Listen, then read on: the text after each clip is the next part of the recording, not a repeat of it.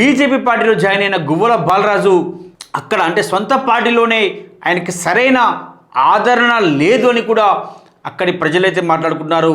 దీనికి ఉదాహరణే ఆయన బీజేపీ పార్టీలో జాయిన్ అయ్యేటప్పుడు అంటే 2 సార్లు ఎమ్మెల్యేగా పనిచేసిన వ్యక్తి, అలాగే ప్రభుత్వ విప్పుగా పనిచేసిన వ్యక్తి, బీఆర్ఎస్ పార్టీలో ఒక కీలక నాయకుడిగా ఉన్న వ్యక్తి బీఆర్ఎస్ పార్టీని వీడి బీజేపీ పార్టీలో జాయిన్ అవుతున్నాడు అంటే బీజేపీ పార్టీకి సంబంధించిన ముఖ్య నాయకులు ఎవరు కూడా ఆ జాయినింగ్ కార్యక్రమానికి రాకపోవడం కూడా ఒక ఆశ్చర్యానికి అయితే గురి చేసినట్టుగా అక్కడి ప్రజలు చర్చించుకుంటున్నారు.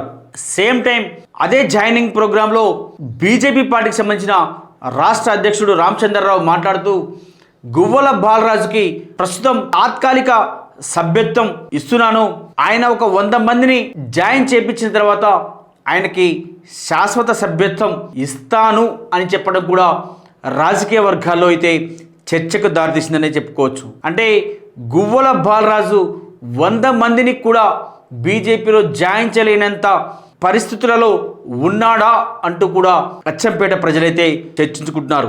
సేమ్ టైం బీజేపీలో కూడా ఆయన రావడం అనేది బీజేపీకి సంబంధించిన ముఖ్య నాయకులు ఎవరు కూడా అంత ఇష్టంగా లేరు అని కూడా చర్చించుకుంటున్నారు.